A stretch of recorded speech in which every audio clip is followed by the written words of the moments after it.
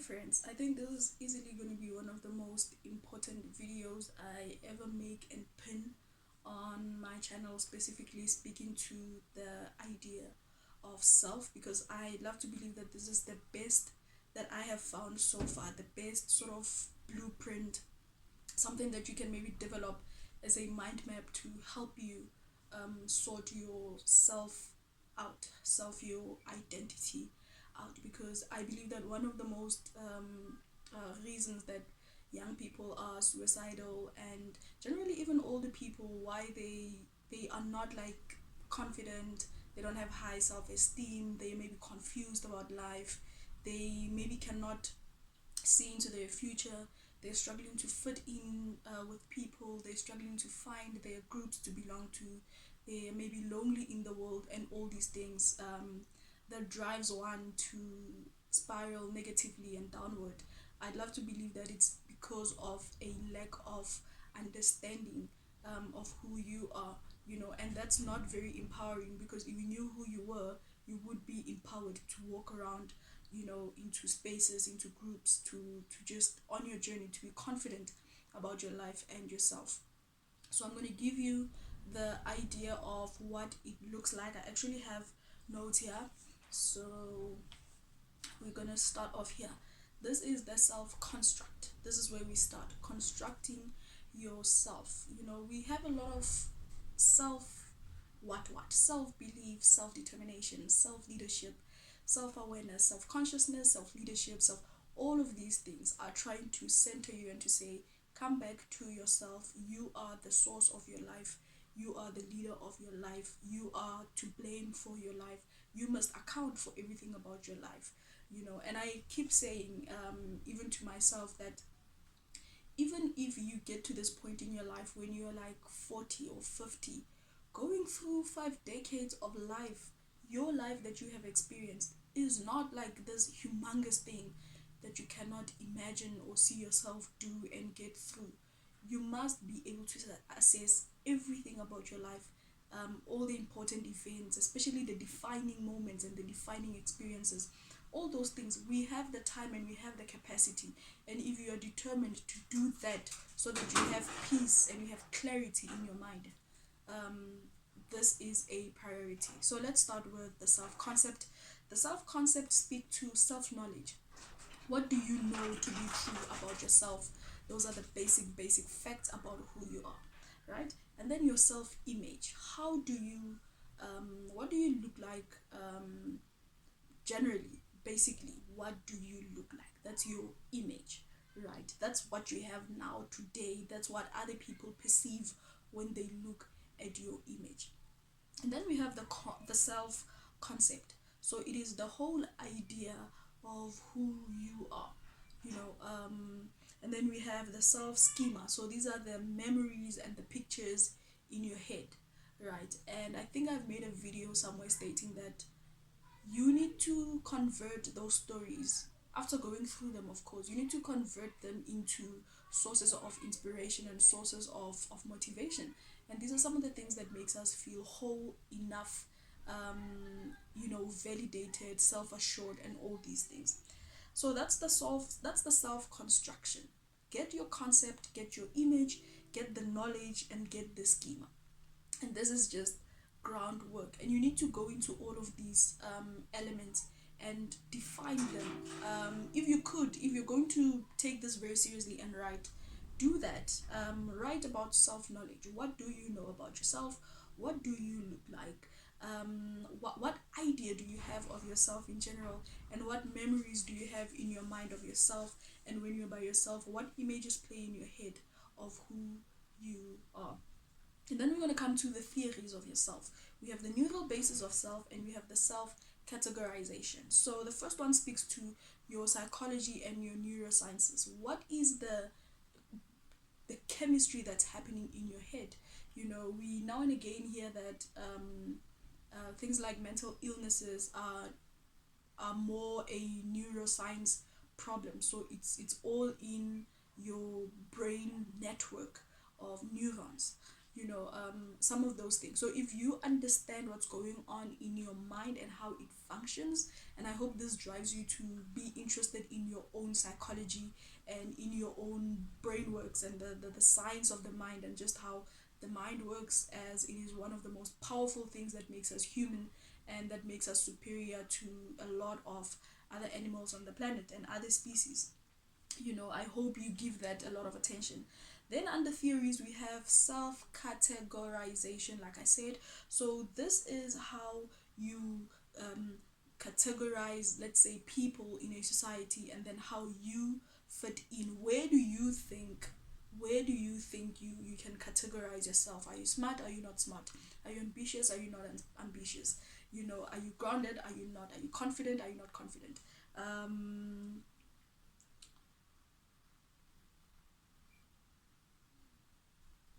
I have a note here that says perceiving social settings and your place in the society. So this is you having an understanding of the world that you exist in, the community you exist in, and then plugging yourself in. But you can only do that if you have the self construct in place. Now let's move on to the next group, which is processes. So this speaks to your self perception. So now this is your behavior, conditioning. A lot of us act very habitually, and I'd like to tell you this maybe on a different video. I was reading a book 2 weeks ago about time management, and then I drew like a whole like Excel spreadsheet where I was recording every single thing that I was doing in 30 minutes 1 hour intervals. And you will be shocked to find out what I found out. And I'd love to believe that a lot of us are not conscious about what we do with our time and our habits to that detail. So maybe I'll speak about that on another video. But this speaks to self-perception, because when I look at that timesheet, let's say over the whole of August, over the whole of September, okay, not September, the whole of September, but when I look at it over, let's say, 4 6 weeks, you can start seeing patterns. And these are the things that I do with my time. So these are my habits, and those are my behavioral patterns. So this speaks a lot to what I think of myself. When I look at that, I draft, I draw, I project an image of myself. It's like looking back a couple of weeks ago when I was doing those things, and I get to see how another person sees me based on the things that I do. Then self-awareness, which is the obvious one. Are you just aware of who you are? Are you aware of everything about you that makes you you, your life, people around you, what you do, what are your interests, how you plug into the world, into the society, and all those things? Are you just aware of yourself? Do you know if you have a beauty spot on the left or on the right? Do you know if your lips, or okay, let's say your symmetry, do you maybe are aware that your left ear is a bit lifted than the right ear, or whatever the case may be? Are you just aware? And this can go very deep, especially when you speak about life events. Are you aware of what happened? Are you aware of the things that happened in your life? Are you aware of why those things happened? Are you aware of people in your life? Are you just aware? It's just paying attention. Would you say you see those things or not? And then there's self reflection. I have another video where I speak about, maybe these videos you'll find at the end, but I have a video that speaks to what the end of the day looks like for a person who's on a self development journey. And this speaks to reflection and evaluation. These are still part of the processes. These are now more active things that you need to do to get to your answers as you build yourself. Self reflection. At the end of the day, or generally, when you just evaluate and you look back on things, you just look back and you think about it, and you just analyze it, and you just introspect. So it's not a once in a lifetime thing. It's not something that you must do now and again. It's something that you must actually do every day. One of the reasons that I believe people have mental issues, like depression and suicide and anxiety and all those things, is because they find themselves very overwhelmed. They find themselves overwhelmed with a lot of backlog, where now you need to introspect. Can you imagine having to introspect for the first time at, let's say, age 40? It hits you, it knocks your head out. It could be too much. You might feel like, oh my gosh, 40 years is so long that I need to introspect on. Or any journey that you take. For example, maybe you're introspecting on your career, maybe you're introspecting on your financial situations, your economic setup, and all those things. And then there's self consciousness, of course. And I hope this drives you, of course, to more research on consciousness. I think this video is going to be long, probably 25 minutes or so. Self consciousness, are you aware of who you are? At what levels of consciousness are you?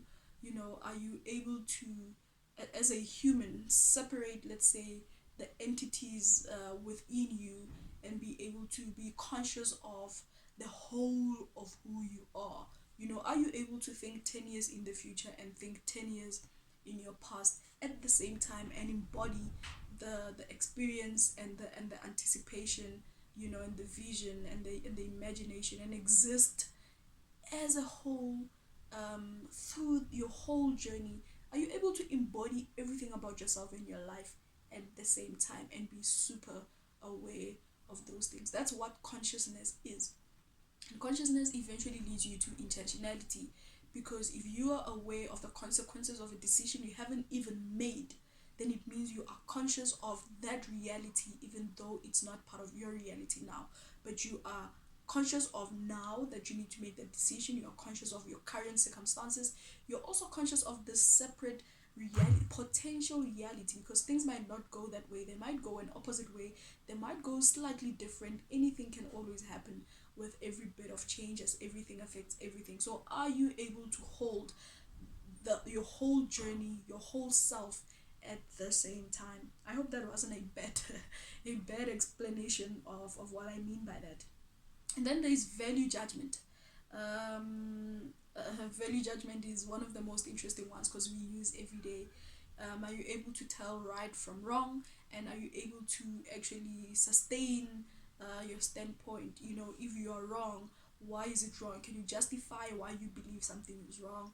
Can you believe why you believe something is right compared to it being wrong? And how right can it be, and how close is it to being wrong, and all those things? Are you just able to tell what is valuable in your life? Are you able to pinpoint at things, and tell on a scale of 1 to 10 how important or valuable that thing is? And this goes for people as well. Are you able to tell who's valuable in your life and who's not? This speaks to your time and attention as well. Are you able to tell if something is important or not important, if something is valid or invalid, and so on and so forth? Talking about value, I mean, 1,000 rands to me means something else to somebody else. So this means that we have two different value perception of the same thing. So you must be able to know the difference all the time. And then there's self-esteem, and then there's your true self and your false self, and those are parts of the processes. These are activities. You need to be very active in finding the answers to, it's not even questions, but to the definitions of these elements that will help you construct yourself. So far, if you worked on just the things that I spoken about, you would be so confident, so self-assured. You would understand yourself even better. Right, let's move on to something else. So this is self-assessment, self-efficiency, and as applied to activities. So this speaks to your development and enhancement. When you self-assess, imagine you're a teacher and you're marking your life. So you are assessing your life. You're just paying attention to your life. I think it's more related to reflections. But when you assess, you should be able to score. You should be able to make decisions thereafter. Is there something that needs to be improved? For example, like I said, if you're a teacher, and not even a teacher, let's say a whole report, when you see that there are certain modules or subjects that you're struggling with, after you see how you performed, you should be able to have a strategy to say, I need to put more effort into this and that. Maybe I don't like this, I need to replace it with something else.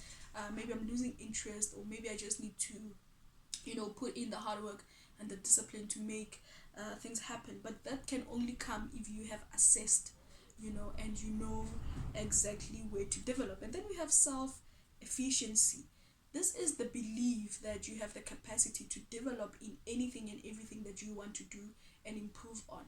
We just spoke about so many things: reflections, assessments, the self concepts, your excuse my runny nose, self awareness, self perception, self consciousness, all these things. I mean, you can only know after assessing.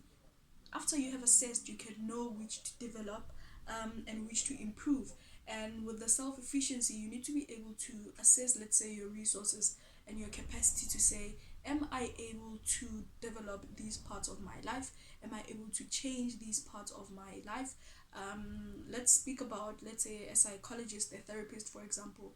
You need to be able to tell if you need a therapist to correct certain things in your thinking, or if you would be able to do that, maybe through journaling, maybe through maybe sports, maybe through um, intensive radical change that you want to do in your life that demands that you have very strong habits and you invest very much. Are you able to do that? And the self efficiency is to say, am I efficient to do these changes, make these changes? And if I am not, how do I capacitate myself to be in a better position for those improvements? So I think that is very, very important. And then we have interpersonal part of the whole structure, the self disclosure and the self concealment. This is it's getting interesting now, because this is when now you are starting to interact with other people. Everything that we just spoke about was reflecting around just you. Now other people are getting involved, and you need to decide what you want them to know about you, so that they build an image of you in their head, and this is all up to you. So now you need to decide, which do you disclose about yourself? What do you talk to people about? Like, just think about it for a minute.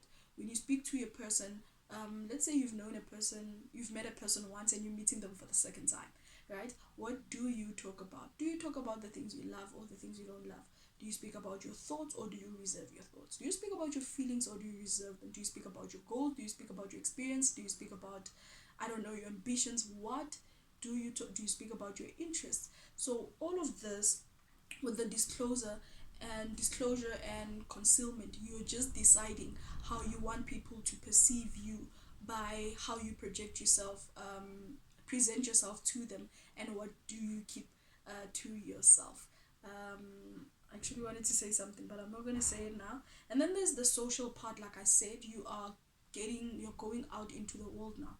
Now the social part speaks to people, communities, environments, and all those things. And then your personal identity.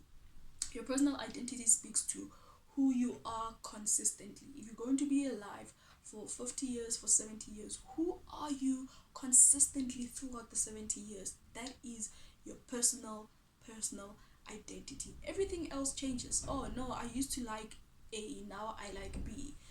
No, I used to live in place A, now I live in place B. So those are things that are changing. Are they your identity? No, not really. Maybe even with careers. I used to be a sports person, an athlete, and now I am just a TV media presenter. I used to be whatever X, now I'm Z. All of that are things that are changing.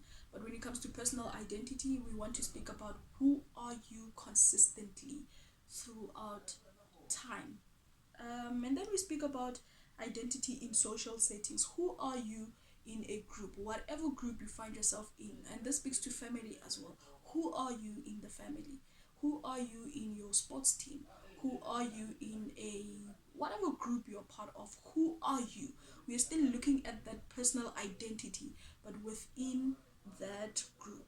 It is called in group, and there's something else called out group. Let's speak about collective identity. So this is where you get your sense of belonging. We know, according to Maslow's hierarchy of needs, there is a very strong need for you to belong to a group. So which group do you identify with? So much that you and them are, look, one and the same. One person you can feel like, look, this person can go represent me because we think the same, we are one and the same person almost. So those are we can call it your tribe. These are the groups of people you strongly not just associate with, but you identify with. So part of your identity is in that group. you know um yeah, man. I think I'm running out of time. I think I'm And then there's in group and out group, like I said. So this is more to your psychological identity. They are groups that we identify with only through the mind, where you're like, yep, psychologically I am with you on this one, but you're not necessarily with them in social spaces.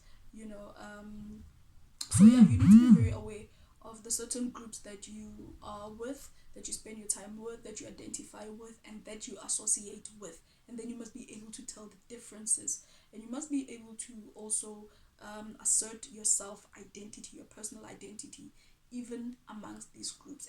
Except that in this in this there's the social identity, right? And then there's just identity in a social setting. So one one embodies your identity and you become one with them, and then the other group is where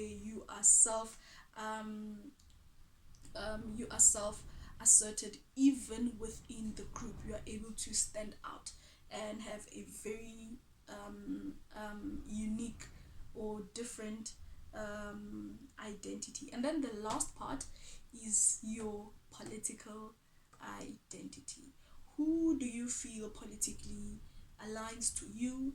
Um, and all of this can only always be found when you understand everything that we just spoke about. When you understand all of those things about who you are, and you have constructed yourself, and you are self assured, and you understand who you are, then you can start looking out to leaders and be like, no, I identify with this political leader. I identify with um, I identify with this president. I identify with this national group. So basically, we are speaking to a larger population. Can you imagine? You are someone else when you're alone. You're someone else when you're with your family or your tribe. You're someone else when you are within a community, because now this is much bigger than your family of seven, of five, of three, of two, whatever the case may be.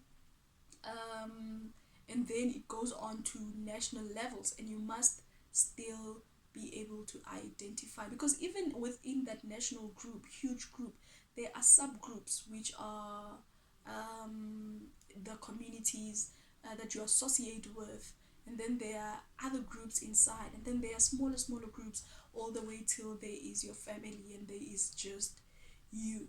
So, guys, I hope this was helpful. I hope you will look into some of these concepts.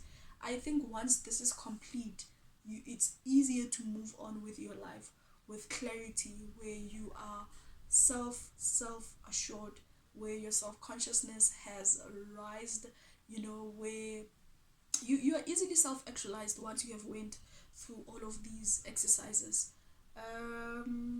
So yeah, man. Good luck. Let me not waste more of your time. Good luck with this. I hope it brings you closer to yourself. I hope that it helps you develop your relationship with self. I hope that you discover places in yourself that you've never went to. I hope that your mind opens up to who you are, who you've been, who you could be, and yeah, all the best, man. Cheers.